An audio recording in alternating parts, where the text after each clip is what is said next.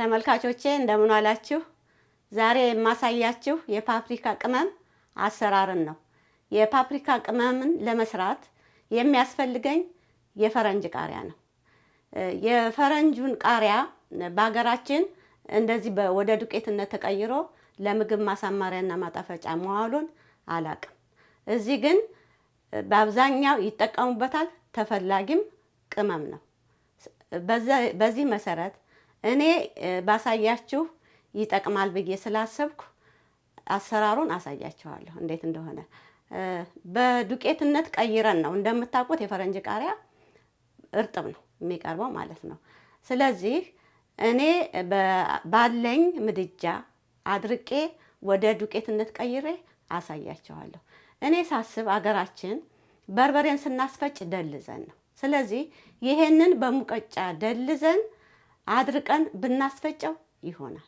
ካልሆነም በቡና መፍጫችን በማሽን ወቅጠን መጠቀም እንችላለን። በሌላ መንገድ ደግሞ እንደ ቆጭቆጫ እርጥቡን አድቅቀን ወይም ደግሞ በማሽን መፍጫ ድቅቅ አድርገን ፈጭተን ዘይትና ጨው ከጨመርን በኋላ ፍሪጅ ውስጥ አስቀምጠን ብንጠቀምበት ይሆናል ብዬ አስባለሁ። ዱቄቱን ማግኘት ካልቻል ወይም እቤታችን ከሌለ እና በዛ መሰረት እዚህ ምንም ችግር የለም ማግኘት ይቻላል። ግን አገራችን ስላለ የፈረንጅ ቃሪያው በዚህ መልኩ ቢጠቀሙ ባስተምር ጥሩ ይሆናል፣ ይጠቅማል ለማያውቀው ብዬ ነው።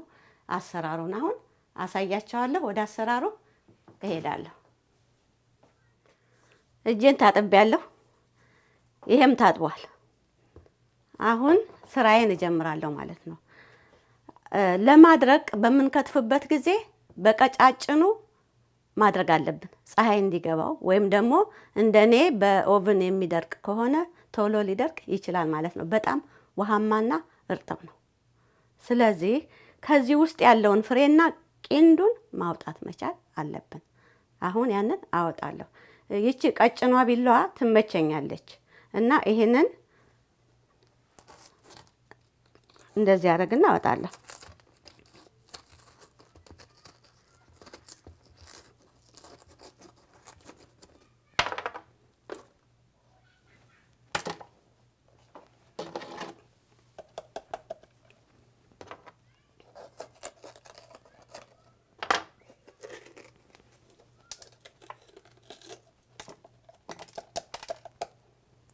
አሁን እኔ እንዲህ አድርጌዋለሁ። ለምን እንዲህ አልሰነጥቀውም? በክቡ ለማድረግ ፈልጌ ነው። በሰንጥቆም በቀጫጭኑ ይቻላል። ሁለቱንም መንገድ ልንገራችሁ ብዬ ነው። ቅድም እንዳልኩት ደግሞ ገርደፍ ገርደፍ አድርጎ ከትፎ እንደ በርበሬ ደልዞ አድርጎ ማስፈጨት ይቻላል ማለት ነው። ያ ገርደፍ የምናደርገው እንደ ልባችን ክትፍትፍ አድርገን መውቀጥ ነው። ይህንን እስቲ በክብ አድርጌ ላድርቀው ስለምፈልግ ልሞክር። ፀሐይ እንዲገባው ምን መሆን አለበት? በቀጭኑ።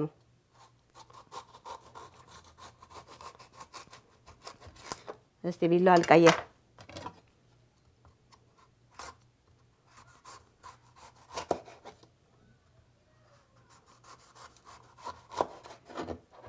በዚህ መልኩም ማድረቅ እንችላለን፣ እንደዚህ አድርገን ማለት ነው። አሁን ለምሳሌ ይሄኛው ወፍሯል። እኔ በክብ እንዲሆንልኝ ከፈለኩ ተጠንቅቄ እንግዲህ ቢበጠስም ምንም አይደለም፣ ግን እሞክራለሁ እንዳይበጠስ። በቃ አሁን ሳሳ አለልኝ ማለት ነው። በጣም ውሃማ ነው ይኸውላችሁ። በሌላ መንገድ ደግሞ እንዲህ ሰነጠቅና ይቺ ትሻላለች። ይሄ እንዳያነጣው ቅላቱን እንዳይቀንሰው ይሄንን አነሳለሁ። አሁን እንደሚመቸኝ ነው የማደርገው በቀጫጭኑ ለመክተፍ።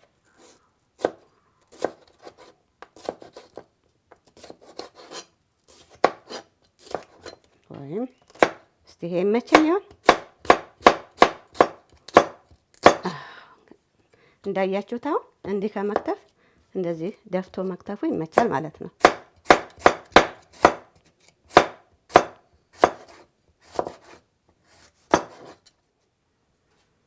አሁን ከትፌ ጨርሻለሁ። ይሄ አሁን ሲወቀጥ በጣም ትንሽ ነው የሚሆነው። ለቪዲዮ ለአሰራርና ለትምህርት ብዬ ነው አንድ የፈረንጅ ቃሪያ እየተጠቀምኩት እና እናንተ ስትሰሩ በጣም በርከት ማድረግ አለባችሁ። ውሃማ ነች በጣም ትንሽ ነው የምትሆነው። ሌላው መልኩን እንዳይቀይርብኝ ብያቸዋለሁ ቅድም እዚህ ጋር ነበረ አንስቻለሁ። ስለዚህ የሚቀጥለው ስራ ምንድነው? ማድረቅ ነው። ለማድረቅ ደግሞ የማደርቅበት መሳሪያ ያስፈልገኛል፣ ምድጃና ማድረቂያ ዕቃ። ስለዚህ ይሄንን ማድረቂያ ዕቃ ላይ አደርጋለሁ ማለት ነው።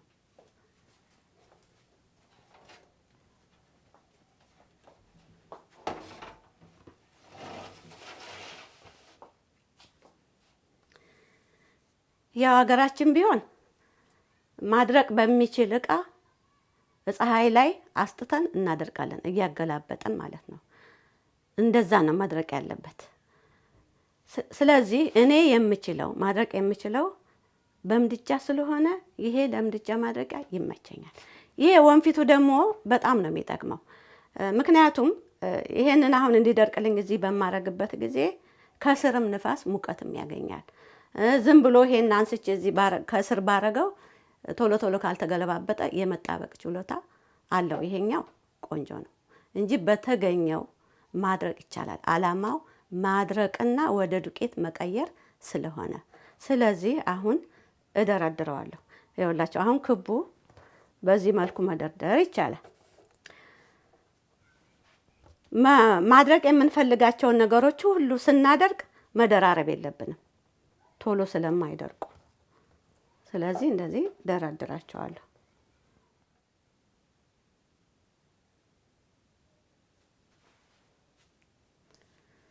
እሺ አሁን አዘጋጅቻለሁ። ኦቨን ውስጥ መክተት ነው። ኦቨኔን እከፍታለሁ። ኦቨኑ በሚከፈትበት ጊዜ በጣም መጨረሻ ላይ መሆን አለበት፣ ዝቅተኛ ላይ መሆን አለበት፣ ልክ የፀሐይ ያህል እንዲያደርቀው።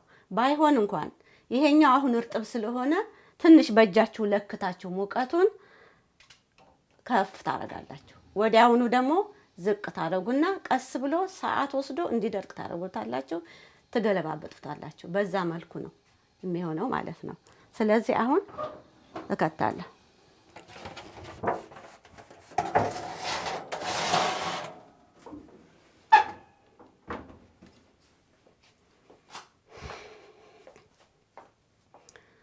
አሁን የሚቀጥለውን ስራ እንሰራለን። ይኸውላችሁ ያደረኩት ማለት ነው። አሁን ይሄን እኔ ትናንትና ነው አድርቄ ያሳደርኩት ማለት ነው።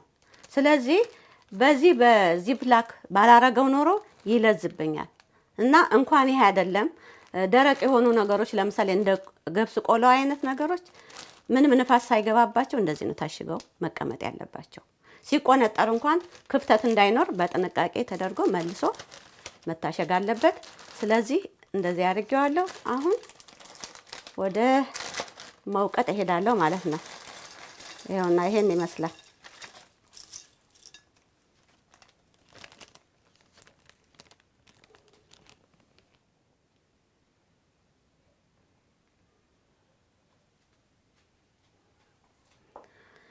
እሺ አሁን እኔ ያደረኩት ይኸውላችሁ አሁን ይሄ ሲደርቅ ተቆራርጦ ነው እንጂ በክቡ ነው። ምንም ችግር የለም። በተመቸ ማድረግ በቃ።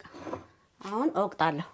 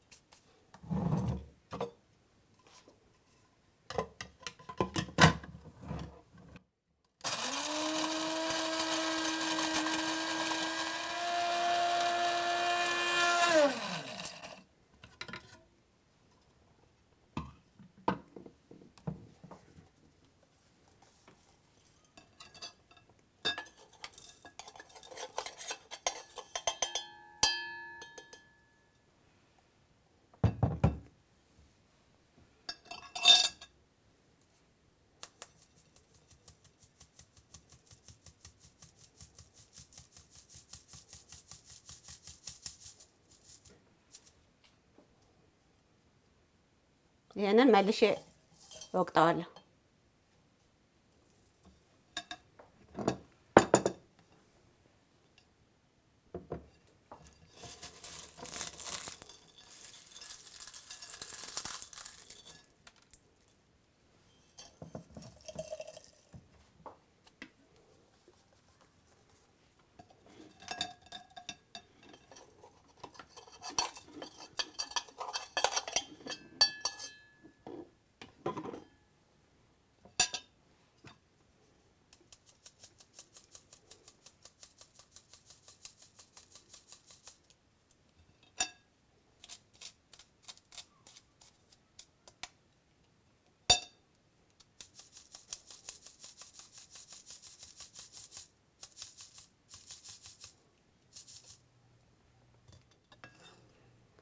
ወቅጬ ጨርሻለሁ። ያልደቀቀ ቢሆን ኖሮ ድጋሚ ወቅጠው ነበር። ይሄ ቆንጆ ሆኗል። ስለዚህ አሁን ማስቀመጫ እቃ ውስጥ መቀመጥ ወይም ማድረግ አለብኝ። ስለዚህ እቃ አዘጋጅቻለሁ። እቃው ንጹህና ደረቅ መሆን አለበት።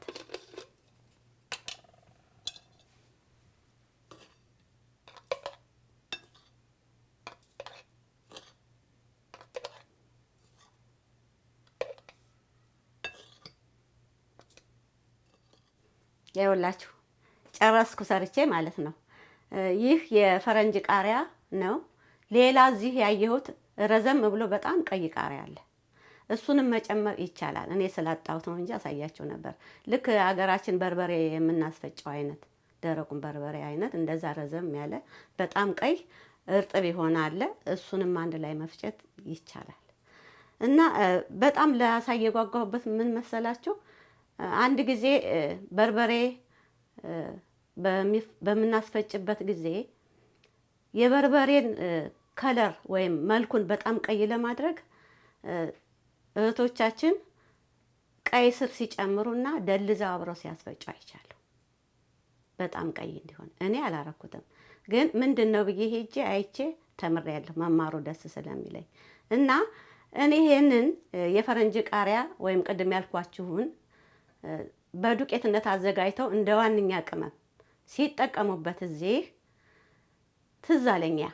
እና ለምን በርበሬ እንኳን መልኩ አነስ ያለ በርበሬ ቢገዛ ይሄ ተጨምሮ ቢፈጭበት፣ እንደገና ደግሞ እንደ ቅመም ለመልክ ማስዋቢያ በጣም ቀይ እንዲሆን ማድረጊያ ቢጠቀሙበት ሀገሬ ላይ ብዬ ነው።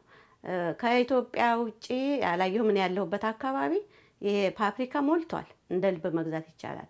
በተለይ ለኢትዮጵያ ይጠቅማል ብዬ ነው ይሄን የሰራሁት። እንደገና ዳቦ ቆሎ ስንሰራ፣ ድፎ ዳቦ ስንሰራ ለመልክ በርበሬን እንጠቀማለን። ከቤት ለወጥ ያስፈጨውን በርበሬ ከመጠቀም ይህንን ብንጠቀም ቆንጆ ነው። አያቃጥልም። ለመልክ ብቻ ነው የሚሆነው። እንደገና ይገርማቸዋል የፈረንጅ ቃሪያ እርጥቡን ብዙ ነገር ላይ ተጨምሮ ይበላል እዚህ። ስለዚህ ጥቅሙንም በደረቁም በእርጥቡም ማግኘትም ይቻላል ማለት ነው። እና እንግዲህ ምን ማለት ነው? የተለያየ ነገር ልንሰራበት እንችላለን። ይጠቅመናል ብዬ ነው። እና አትክልትና ፍራፍሬዎችን እንደሚታወቀው አድርቀንም ሆነ በእርጥቡ እንደ ከለር ወይም ደግሞ ቀለም ልንጠቀምባቸው እንችላለን። ይሄንን እንደ አንዱ ክፍል አድርገን መውሰድ እንችላለን ማለት ነው። እንግዲህ ጨርሻለሁ የዛሬውን። በሌላ ቪዲዮ እስከምንገናኝ ደህና ሁኑልኝ፣ ደህና ቆዩኝ።